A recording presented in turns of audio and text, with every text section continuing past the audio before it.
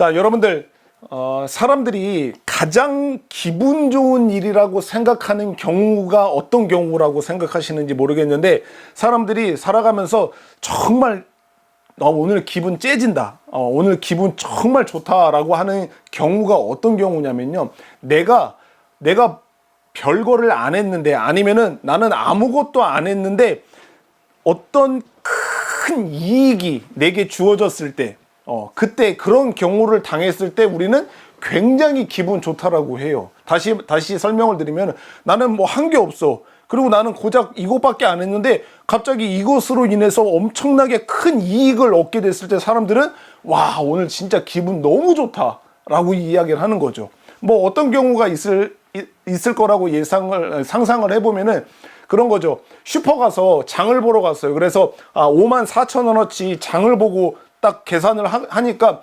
영수증과 함께 이 점원이 지금 우리 슈퍼에서 행사를 하고 있는데 5만 원 이상 구매하신 고객께는 2,000원짜리 로또 한 장을 드립니다 라고 하면서 로또 한 장과 영수증을 같이 주는 거예요. 그래서 어이구, 예, 감사합니다 하고 이렇게 갖고 있었어요. 그런데 그날 저녁에 마침 TV를 틀었더니 로또 당첨 하는 방송을 하는 거죠. 그래서 이게 가만히 무심코 지켜보고 있다가 아까 받은 로또가 생각난 거예요. 그래서 그것을 꺼내서 봤더니 이래 맞춰보니까 하나, 둘, 셋, 넷, 다섯, 6개가 다 맞았어. 1등에 당첨이 되어갖고서는 막 몇십억의 상금을 당첨금을 얻게 됐을 때 기분 째지지 않겠어요? 그쵸? 의도하지 않고 나는 그냥 슈퍼 가서 장 본 거밖에 없고 경품으로 로또 하나 받았는데 의도치 않게 이게 당첨이 됐어. 엄청나게 기분이 좋은 이런 일이 되겠죠. 이와 반대로 정말 억울하다라고 생각하는 그런 경우는 어떤 경우냐면은 아까 설명드린 것과 정반대되는 일인데, 내가 뭔가를 하지를 않았어. 그래, 나는 뭔가 그런 일을 당할 만한 뭔가를 하지를 않았는데 나에게 엄청나게 큰 피해가 입혀졌을 때 이것만큼 억울한 일이 없어요. 내가 뭔가를 하고 내가 무엇인가를 직접적으로 행동을 했을 때 그것으로 인해서 내가 무슨 피해를 입었다면은 그건 얼마든지 납득하고 할 수가 있는데, 나는 뭐 한 게 없어. 그리고 나는 고작 이것밖에 안 했어. 근데 이것으로 인해서 엄청난 피해가 입게 되었을 경우에 우리들은 엄청나게 억울해하는 것 같아요. 예. 그런 경우가 어느 경우라고 내가 좀 생각을 해봤냐면요, 얼마 전에 어떤 일이 있었냐면은, 그러니까 2022년도에 강릉에서 자동차 사고가 있었는데, 그 사고로 인해서 할머니는 엄청나게 크게 다치고 그와 함께 탔던 12살짜리 손녀 딸이 그 자리에서 죽게 되는 큰 교통사고가 일어나게 된 거예요. 그런데 이 교통사고가 일어나고 나서 조사를 해보니까 이 교통사고가 어떤 교통사고냐면은 자동차 급발진 사고로 추정되는 사고였던 거예요. 그러니까 할머니가 운전을 잘못해서 그런 사고가 일어난 게 아니라, 할머니가 손녀딸을 태우고 가는 도중에 갑자기 엑셀레터가 작동이 돼서 멈출 수 없는 상태가 돼버린 거예요. 브레이크를 밟아도 멈추지 않는 상태가 돼서 엄청나게 빠른 속도로 달려가고서는 정말 도로를 날아가다시피 해서 멈춰선 그 차가 결국에는 손녀딸이 죽게 되는 일이 벌어졌다라고 하더는 거예요. 그런데 이게 그때부터 지금까지 계속해서 법정 싸움을 하고 있는 거예요. 누구랑? 자동차 제조사랑 그리고 이 유가족이랑 이 법정 싸움을 하고 있는 거예요. 한쪽은 자동차 결함으로 인한 급발진 사고였다, 아니고 또 제조사 측에서는 아니다, 이게 자동차 어떤 기록들을 다 보니까 정상적으로 다 작동이 되었고 이게 할머니의 그 운전 미숙으로 인한 실수로 인한 사고였다라고 해서 이것을 계속해서 조사하다가 얼마 전에 이 유가족 그 손녀딸의, 그러니까 그 딸의 아버지가 되는 그 남자분이 이 모든 사고의 과정을 다 그대로 재현하는 시험을 한 거예요. 그래서 이 재현하는 시험을 하기 위해서는 엄청난 돈이 필요하거든요. 이게 경찰도 섭외를 해야 되고 어떤 자동차도 사야 되고 막, 그래서 똑같은 조건에서 그때 일어났던 사고를 그대로 재현해서 이게 급발진 사고가 급발진 사고였다. 이게 운전 미숙으로 되어진 일이 아니다라고 하는 것을 증명하는 시험을 했던 거예요.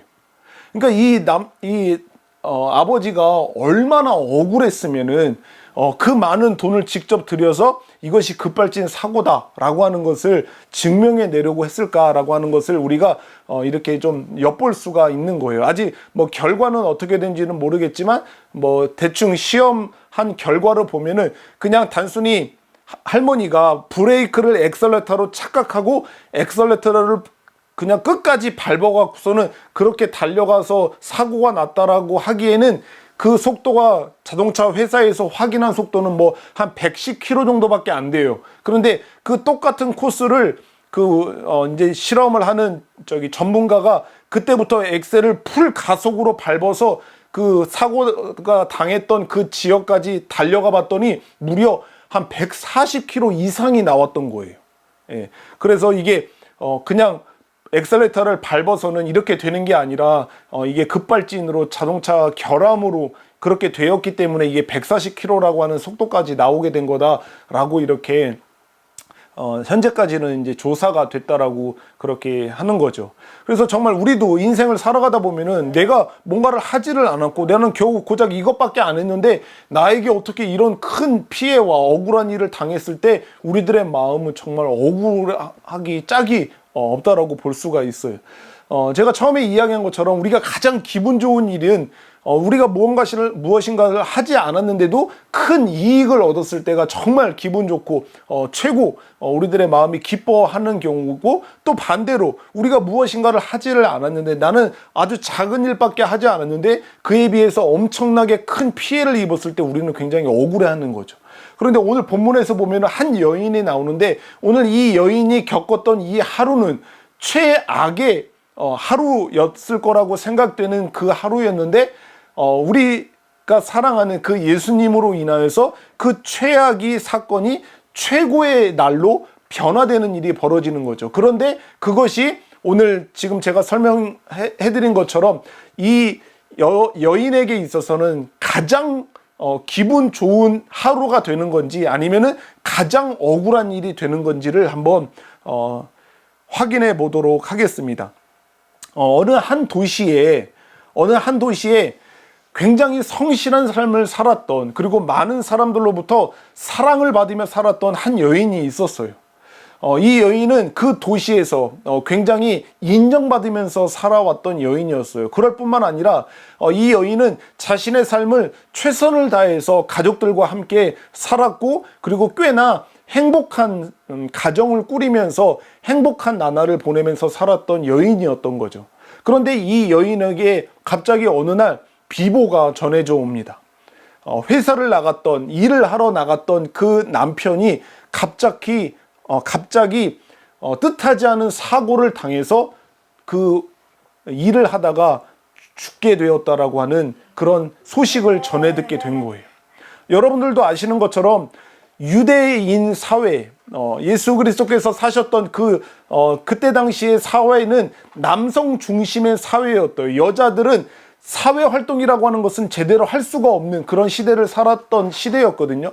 그런데 이 여인이 살았던 시대에도 전적으로 남편을 의지해서만 살 수가 있는, 남편으로부터 경제적인 어떤 물질적인 것들을 취해서 얻을 수 있었고, 남편으로 시작이 되어야지만 사회적인 활동을 할 수 있는, 전적으로 남편을 의지해서만 살았던 시대였기 때문에 이 남편이 죽었다라고 하는 소식을 들었던 이 여인은 남편을 잃은 그것 자체도 너무나도 큰 슬픔이었지만 그 남편을 잃게 되는 일로 인해서 이제 자신의 가정에게 주어지게 되는 그런 여러 가지 불편하고 손해가 되는 일들을 생각할 때 더 큰 슬픔을 겪을 수밖에 없었어요.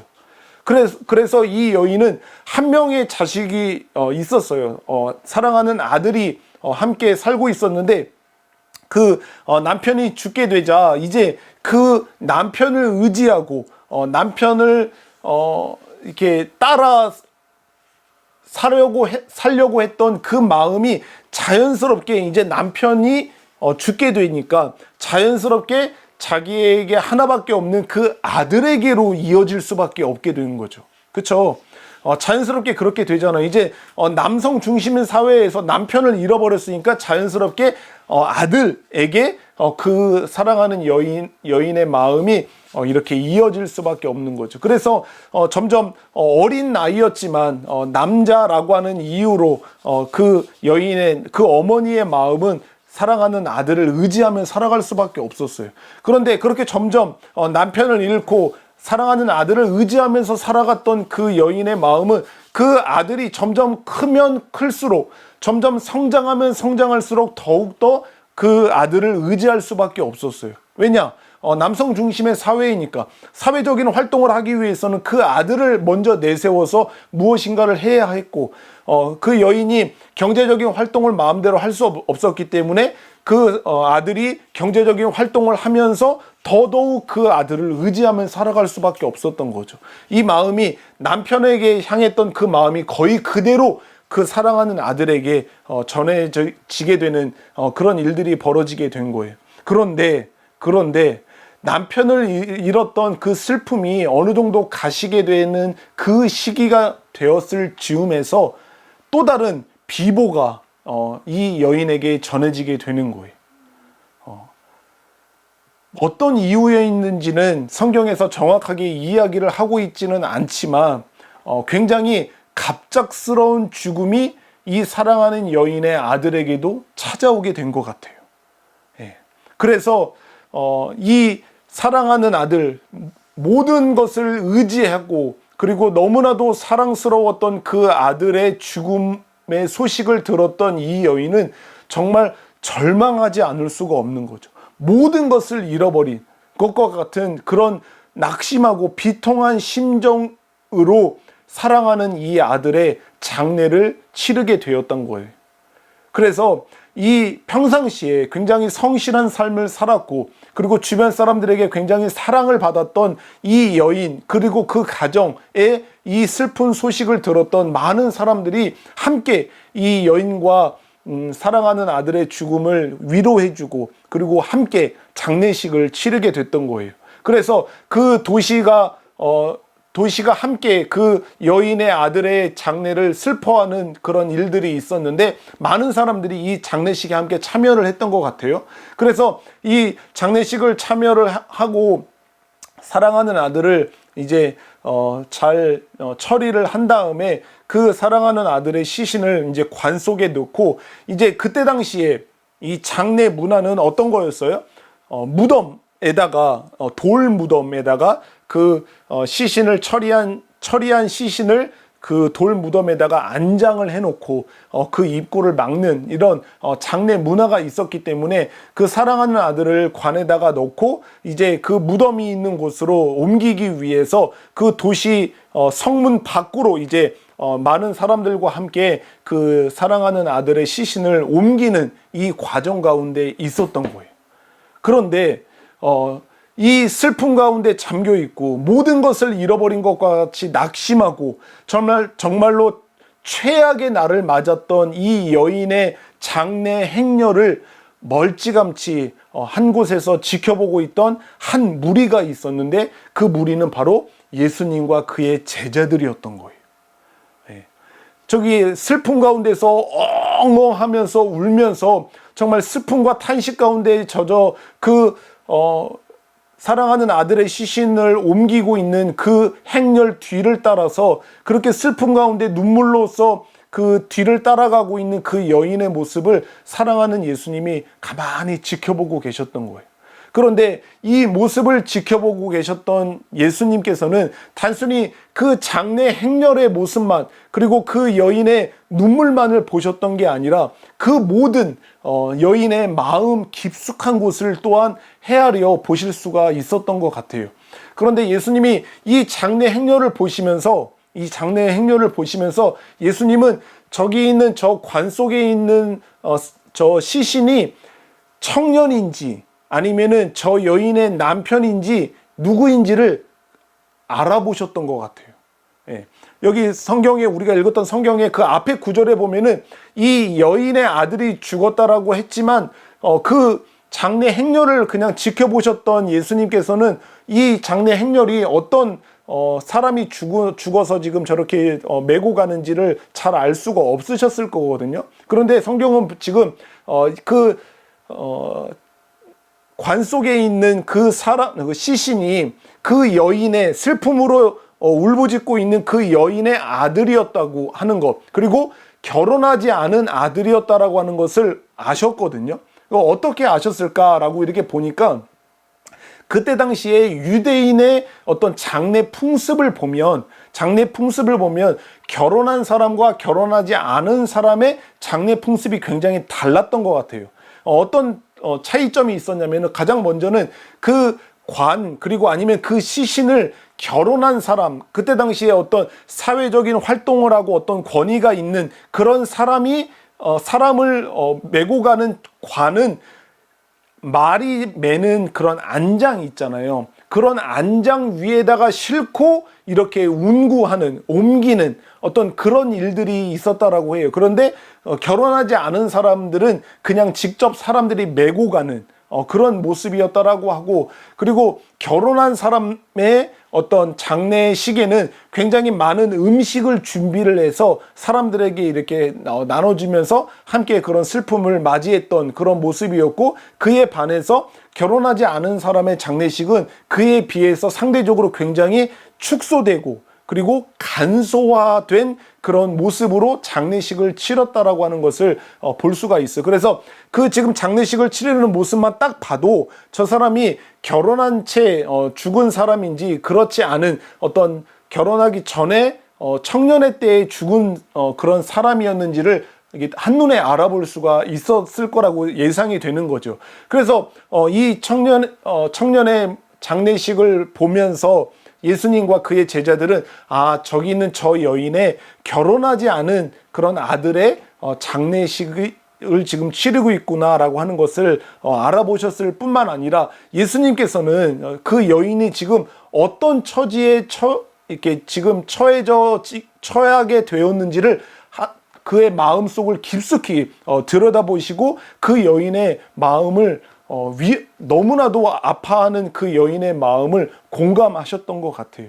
그래서 우리가 읽었던 이 성경에서 보면은 13절에 보면 이렇게 이야기하시고 있잖아요. 주께서 이 과부를 보시고 불쌍히 여기사 울지 말라 하시는 거예요.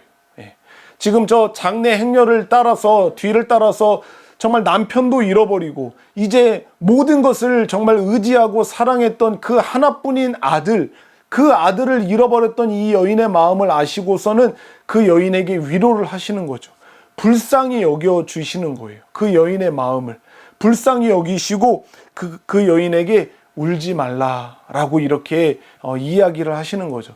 이게 울지 말라라고 이야기라는 것은 제가 형석이가 먹고 싶어하는 과자를 주지 않는다라고 땡깡 부리면서 울 때 내가 형석이 보고 박경석 울지 마 라고 이야기하는 이런 식의 울지마가 아니죠.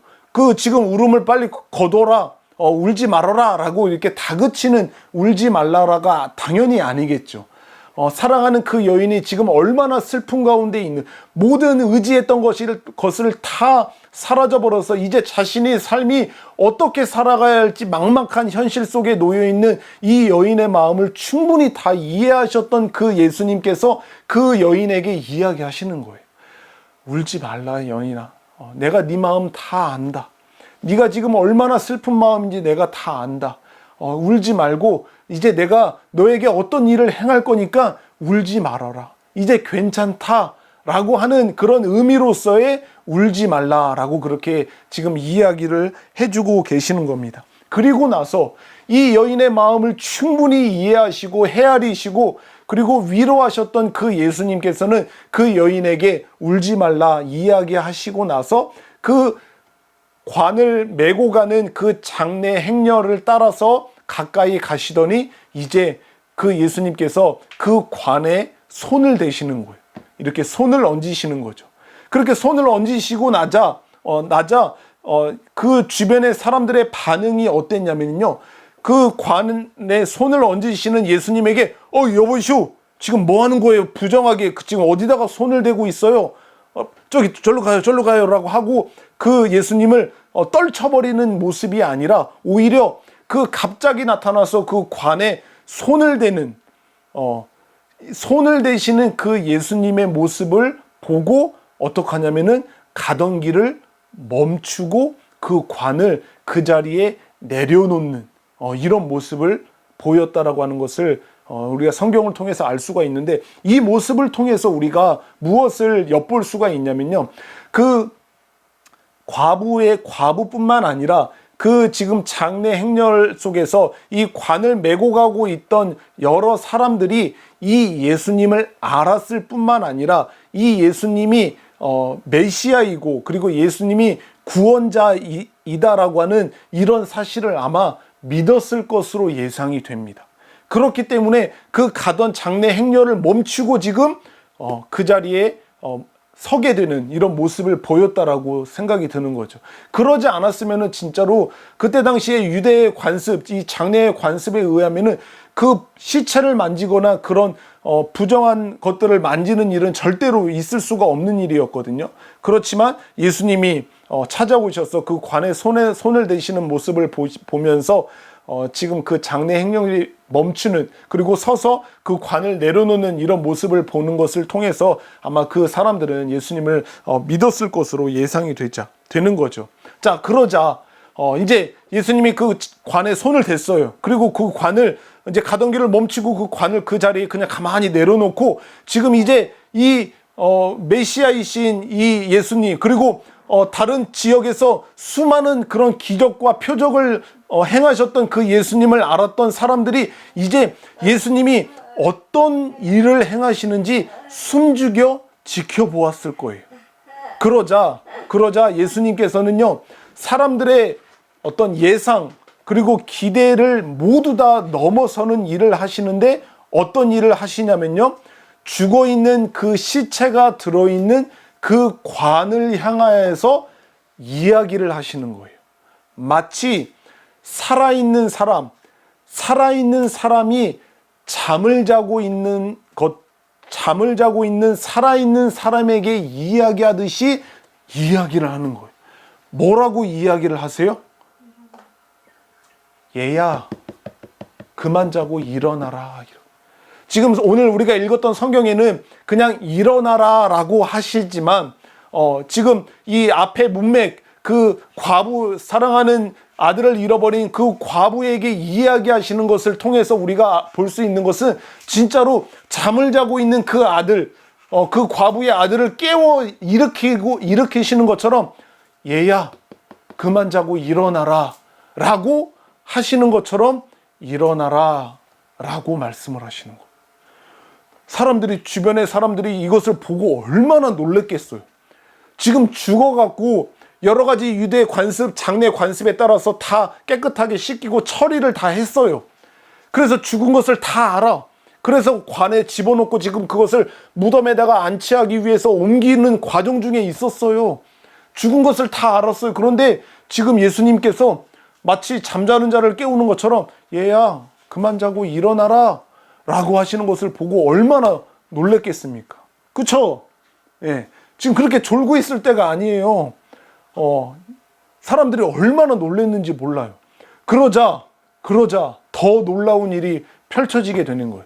이거는 저의 상상이지만 지금 관을 메고 가는 중에 있었어요. 그런데 예수님이 잠자는 자처럼 그를 깨워 일으키는 것처럼 일어나라 아들아 라고 이렇게 부르시자 그 관뚜껑이 덜썩이는 거예요.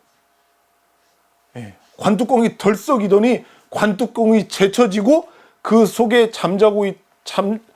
누워있던 그 아들이, 과부의 아들이 이렇게 하고 몸을 일으켜서 그 관에 앉는 거죠.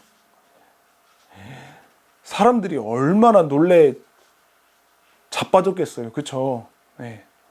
그 죽어있던 그 아들이 그 관 속에서 일어나는 모습을 보고 얼마나 놀랬겠습니까? 그럴 뿐만 아니라 그냥 일어나서 가만히 앉아 있었던 것 뿐만 아니라 그냥 일어나서 그 아들은 무엇인가를 이야기를 했던 거예요. 아마 제가 생각하기에는 눈부셔. 이게 지금 뭐 어떻게 된 거야? 엄마, 어머니 이렇게 아마 뭔가를 이야기를 했던 것 같아요. 성경에서도 지금 일어나라 이야기를 하시고 15절에 보면은 죽었던 자가 일어나 앉고 말도 하거늘 이렇게 하는 거 보면은 무엇인가를 이야기를 했던 것 같아요. 그죠? 예, 정확하게 알 수는 없지만 그래도 이야기하는 모습을 보면 그냥 이게 벌떡 일어나는 것 같으면은 어떤 그냥 신체적인 어떤 반응으로 그렇게 갑자기 일어나는 일이 일어날 수도 있다고 할 수도 있지만 말을 하는 거는 또 다르잖아요. 그렇죠? 그 진짜 말을 하는 것을 보면은 이 사람이 진짜 살아났다라고 하는 것을 주변 사람들이 다 알 수 있었을 거라고 생각을 합니다. 그러자 16절에 보는 것처럼 모든 사람이 그 되어진 일을 보면서 두려워하는 거죠. 그러면서 하나님께 영광을 돌리고 이 예수님을 향해서 큰 선지자가 우리 가운데 일어났다라고 하면서 하나님께서 자기 백성을 돌보셨다 하더라라고 이렇게 이야기를 하고 있는 것입니다. 여러분 정말로 우리는 지금 그런 사회에 살고 있지는 않지만 그런 사회에 살고 있지 않다라고 해도 결혼을 해서 자녀를 하나를 얻었는데 사랑하는 남편이 먼저 세상을 떠나 이것도 정말로 상상만으로도 너무나도 가슴 아픈 일이고 이제 앞으로 어떻게 인생을 살아갈 수 있을지 내 사랑하는 아들과 어떻게 이 힘든 인생을 살아갈 수 있을지 막막하기 정말 여지없이 그런 슬픔이 그 여인 가운데 찾아올게 될 건데 그 하나뿐인 그 아들도 이제 거의 다 성장해갖고 장년이 이렇게 된 청년이 된 그런 상태에 있었는데 갑자기 그 사랑하는 하나뿐인 아들도 세상을 떠나버렸다라고 하는 것은 정말 그 사람에게는 정말 두 번 다시 있을 수 없는 큰 슬픔이고 큰 고난이지 않을 수가 없는 거예요. 그런데 지금 이런 사회일 때도 그런 마음이 들게 될 텐데 정말 그런 남성 중심 사회, 남자들로 인해서 그 사람을 의지해서만 살아갈 수 있는 그런 사회에서는 더더욱 이게 큰 일이지 않을 수가 없는 거죠. 정말 최악 중에서 최악의 경우라고 할 수가 있는 거예요. 사랑하는 남편도 죽고 사랑하는 아들도 하나뿐인 그 아들도 죽어버리는 이런 최악의 날 가운데 이 여인은 그냥 그 마음 가운데 찾아온 모든 슬픔과 탄식, 절망만을 그냥 거기에 그냥 주저앉아서 그냥 눈물만 흘리고 있었을 뿐이에요. 이 여인은 아무것도 무엇인가를 하지를 않았어요. 그런데 그 최악의 날 가운데 그 슬픔 가운데 있던 그 여인에게 갑자기 생명의 구주가 되시는 예수님이 찾아오신 거예요. 그래서 그 생명의 구주가 되시는 예수님이 찾아오셔서 아무 이야기도 하지 아니하시고 그 슬픔 가운데 눈물 짓고 있는 그 여인에게 이제 울지 말라. 내가 너에게 큰 일을 행할 것이다 라고 하시면서 그 죽어있는 그 아들을 다시 살아나는 그 놀라운 역사를 일으켜 주신 거죠. 이 여인은 아무것도 하지를 않았어요. 아무것도 하지를 않았어요. 그런데 예수님께서 갑자기 그의 인생 가운데 찾아오셔서 놀라운 일을 행하셔서 그 아들을 그 절망 가운데서 잃어버렸던 아들을 다시 살려줘서 그에게 다시 소망이 생겨나고 다시 살 힘이 그 희망이 생겨나게 되는 일이 그의 인생 가운데 벌어지게 된 거죠. 지금 이 본문이 쓰여진 것은요, 어떤 목적으로 지금 쓰여진 거냐면요, 이 앞에 문맥에서도 계속해서 무엇을 이야기하고 있냐면은 예수님께서는 우리와 똑같은 사람일 뿐만 아니라 모든 능력을 갖고 계시는 영원하신 하나님이시다, 신성을 갖고 계시는 하나님이시다라고 하는 사실을 이야기를 하기 위해서 계속해서 앞에서부터 이야기하고 있다가 오늘 이 본문을 또 이야기를 해주고 있는 거예요. 어떤 것을 이야기해? 죽어있는 자를 살릴 수 있는 하나님이 바로 예수님이다 라고 하는 것을 지금 이야기하고 있는 거거든요. 제가 여러분들에게도 누차 계속해서 이야기를 하고 있지만 예수님께서 사람이 되어 이 땅 가운데 오신 것은요, 그 사람이 되어 오신 예수님에게는 그분의 신성, 그분이 갖고 계신 하나님으로서 갖고 계셨던 신적인 능력은요, 어느 것 하나 없어지거나 사라져버리거나 축소되지 않았어요. 모든 신성으로서 갖고 계신 모든 능력을 다 그대로 갖고 계신 분이 바로 사람으로 오신 예수님이었어요. 단지 그가 갖고 계신 신성, 그의 능력을 그 예수님께서 사용하지 않으셨던 거예요. 의지적으로 그 능력을 사용하지 않고 오히려 그것에서 낮아지시는, 그것을 그냥 포기하시는 그런 일들을 하셨던 거지, 그분은 죽어 있는 자를 생명으로 다시 살려내실 수 있는 그런 능력을 갖고 계셨던 분이에요. 힘이 없어서, 능력이 없어서, 그럴 권한이 없어서 로마 군인들에게 붙잡혀가고 사람들에게 채찍질을 당하셨던 게 아니에요. 돌들을 일으키셔서도 그 로마 군인들을 다 한 번에 제압하실 수 있고, 천군 천사를 지금 보내셔서 그 어떠한 해도 입지 않도록 하실 수 있는 신성을 갖고 계시는 하나님이셨던 거지, 그분이 그럴 능력이 없으셔서 그런 고통과 아픔을 억울한 일을 당하셨던 게 아니다 라고 하는 것을 우리는 꼭 기억을 하셔야 돼요.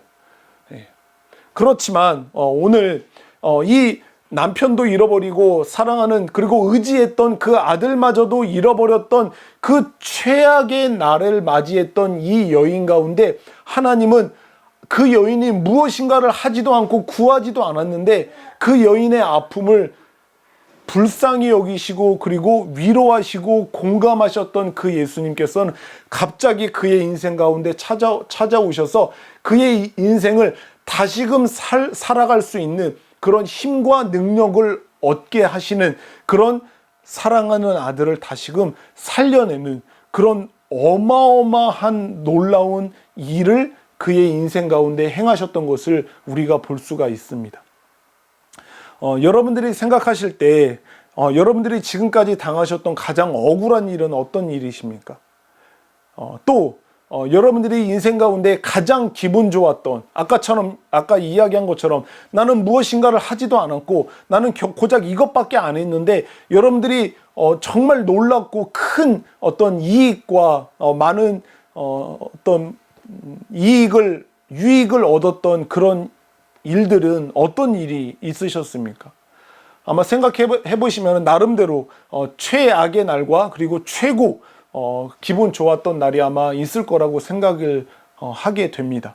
그런데 저와 여러분들에게 있어서 최악의 날은 어떤 날이었냐면요, 우리가 예수 그리스도를 믿지 않았던 날, 모든 날이 최악의 날이었을 거예요. 왜냐면은 우리가 예수 그리스도를 알기 전에 그 날은 정말로 그 구원자 되신 예수 그리스도를 알 수도 없을 뿐만 아니라 믿을 수도 없는 그런 완전한 비참함 가운데 있었던 존재가 바로 우리들이었기 때문에 정말 그 날이야말로 최악의 날이지 않을 수가 없는 거예요.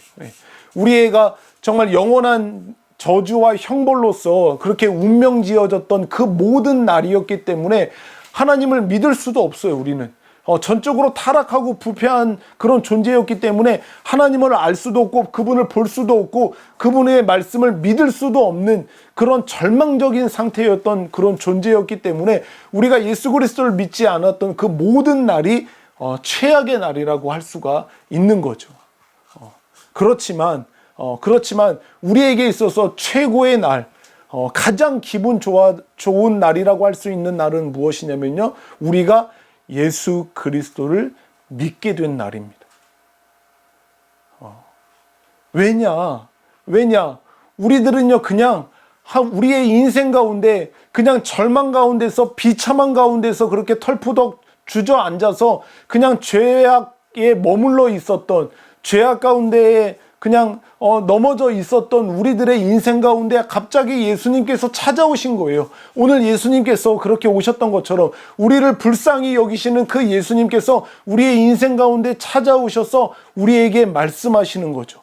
우리는 아무것도 하지 않았어요. 우리는 그냥 우리에게 들려지는 그 예수님의 말씀 앞에 생명의 반응으로 그냥 예수님을 믿었을 뿐이에요. 그런데 우리들의 인생 가운데 어떠한 유익이 주어졌습니까?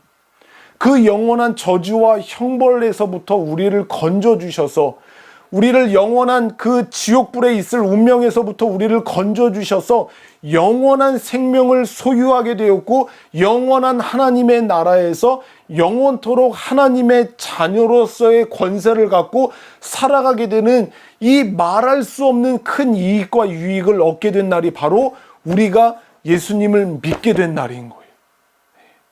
우리는 아무것도 한 적이 없어요. 이 놀라운 영원한 생명을 얻게 되는, 이 놀라운 복을 얻게 되는 일을 위해서 우리는 무엇을 하지를 않았어요. 고작 한 거라고 말할 수 있는 것은 그냥 예수님을 믿은 것뿐이에요. 예수님을 그냥 우리의 구주로, 나의 마음으로 받아들이는 것뿐이에요. 그런데 우리들의 인생 가운데 이 어마어마한 역사가, 이 어마어마한 은혜와 복이 우리의 인생 가운데 주어지게 된 거죠.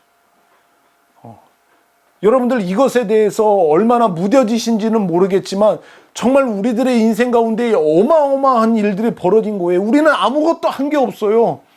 정말 아무것도 한 게 없어요. 그런데 우리 인생 가운데 우리 주님이 갑자기 찾아오셔서 이 죽은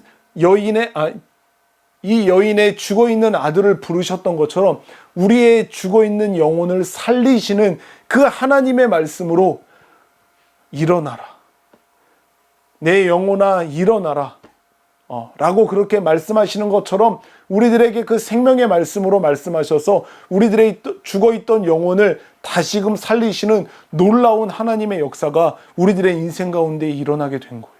저와 여러분들의 인생 가운데 정말 말할 수 없는 하나님의 은혜와 사랑이 주어져서 아무것도 한 것도 없는 인생 가운데 이렇게 말할 수 없는, 다 표현할 수 없고 우리가 다 깨달아 알 수조차 없는 이 어마어마한 복과 은혜와 사랑이 우리의 인생 가운데 주어지게 된 겁니다.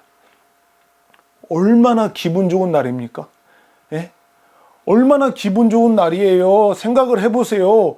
여러분들이 경품으로 받은 복권이 20억, 30억, 50억짜리 복권에 당첨이 될 그 날이 있었다라고 여러분들이 인생 가운데 생각을 해보세요. 그날만 기뻐하겠습니까? 그 다음 날만, 그 한 주 동안만, 그 한 달 동안만 기뻐하겠습니까? 두고 그날을 생각하면 기분 좋고 기뻐하지 않겠어요? 여러분들의 구원을 생각을 해보세요. 여러분들이 얻게 된 그 놀라운 구원을 생각을 해보시란 말이에요. 그러면 그날을 얼마나 기뻐하지 않을 수가 없지 않겠어요? 예? 나는 아무것도 한 게 없는데, 나는 고작 믿은 것밖에 없는데, 내가 하나님의 자녀가 되고 내가 영원한 생명을 누리게 되고 내가 그 영원한 낙원에서 정말 눈물과 아픔과 슬픔이 없는 그 영원한 나라에서 영원토록 우리 주 예수 그리스도와 아름다운 복락을 누리게 되는 이 일이 우리의 인생 가운데 시작이 된 거예요. 이것을 생각하면은 우리가 기쁨으로 주님을 예배하지 않을 수가 없는 거예요. 우리가 기쁨으로 주님을 찬양하지 않을 수가 없는 거예요. 그 사랑, 아까 찬양을 했잖아요. 그 사랑, 우리가 영원토록 찬양해도 다함이 없는 그 사랑, 그 이름, 우리가 노래할 수밖에 없는 거죠.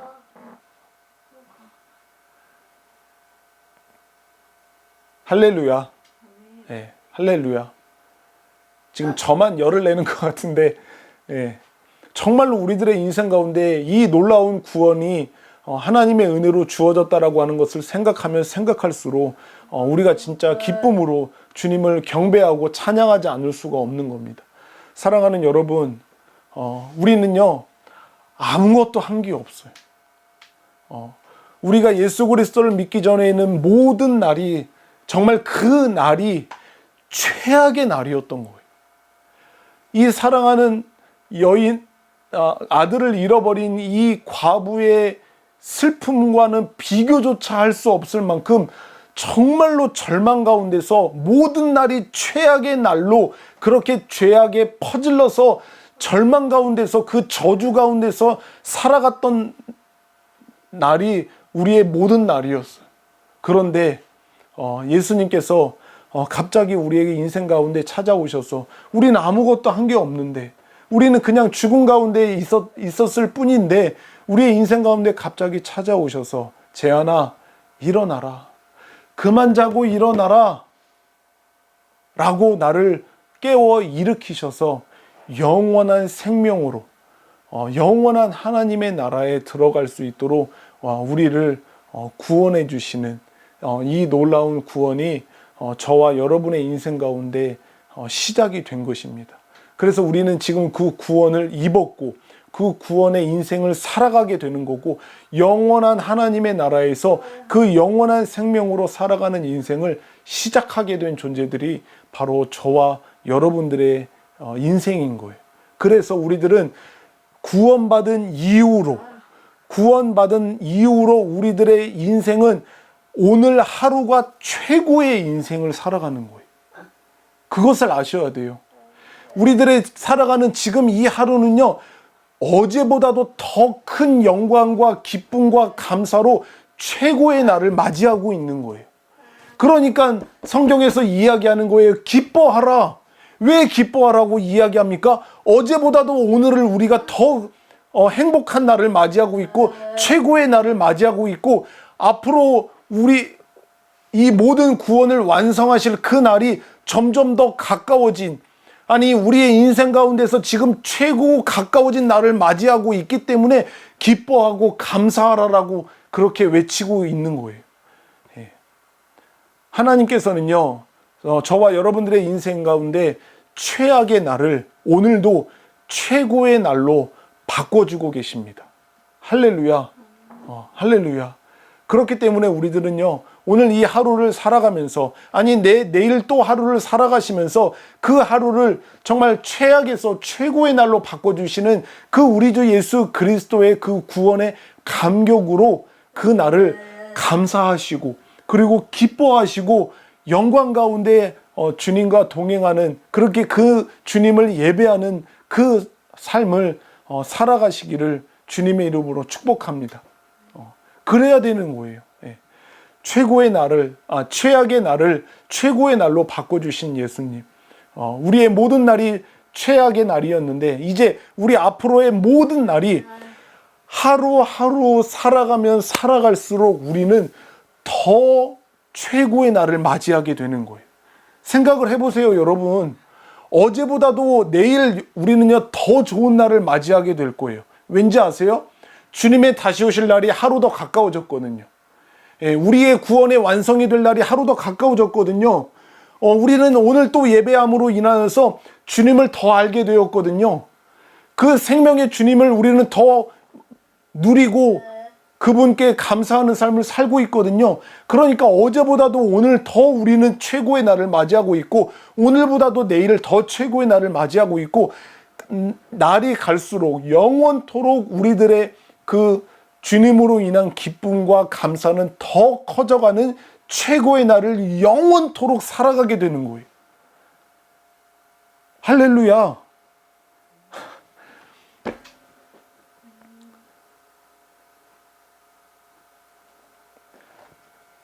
대단하지 않나요, 여러분들? 우리가 앞으로 살아가는 모든 날이 어제보다도 더 계속 최고의 날을 살아가게 되는 거예요. 천국에서도 그럴 거예요, 여러분들. 천국에서도 오늘이 그날이고 내일도 그날이고 그날이 그날이라고 그런 삶 아니에요. 우리는 천국에서도 오늘 우리가 예수님과 함께 하나님을 알아가고 그분을 예배함으로 누렸던 그 기쁨보다도 그 다음날 그 하나님을 알아가는 기쁨과 예배하는 기쁨으로 인한 더 큰 기쁨으로 그날을 살아가게 될 거거든요. 그 더욱더 점점 더 놀라운 기쁨과 감사로 영원토록 그 삶을 살아가게 되는 거죠. 그게 시작이 된 거예요. 우리의 인생 가운데. 비록 우리가 살아가는 이 땅 가운데 아픔과 또 슬픔과 고통이 전혀 없는 것은 아니죠. 그것을 우리가 육신을 안고 있는 동안에 어쩔 수 없이 이런 것들을 경험을 하지만 그것보다도 더욱더 분명한 사실은 우리 주 예수 그리스도께서 저와 여러분들의 인생 가운데 찾아오셔서 분명한 것은 최악의 날을 최고의 날로 바꿔주셨다라고 하는 사실입니다. 그 사실이 우리가 당하는 그 고통과 아픔과 환난과 어려움보다도 훨씬 더 압도하는 기쁨과 감사를 우리에게 선사해 주시는 것은 확실합니다. 그게 진리예요. 그렇기 때문에 우리가 아파하고 힘들고 고통스러운 순간들을 맞이할지라도 우리는 슬퍼하지만은 않을 수 있는 거죠. 그냥 마냥 고통스러워하지만은 않을 수 있는 거예요. 그럼에도 불구하고 우리는 찬양할 수가 있는 거예요. 그럼에도 불구하고 우리는 하나님의 이름을 외칠 수가 있는 거예요. 그럼에도 불구하고, 아니 그럴수록 더욱 주님의 이름을 외칠 수가 있는 그런 인생이 우리가 된 거예요. 할렐루야. 할렐루야. 저와 여러분 가운데, 인생 가운데 이 놀라운 일을 행하신 주님을 더욱더 찬양합시다. 우리의 인생 가운데 최고의 날을 맞이할 수 있게 해주시는 그 예수 그리스도의 아름다운 이름을 더욱더 높이며 살아갑시다. 그분의 이름이면 충분하다고, 그 이름이 내 안에 있다고, 그분의 이름으로 내가 영원토록 살아가게 되었다라고 그렇게 감사하면서 아름다운 주님의 이름을 높이며 찬양하며 경배하며 그렇게 살아가는 저와 여러분들의 모든 인생이 되기를 예수 그리스도 이름으로 축복합니다. 아멘. 아멘.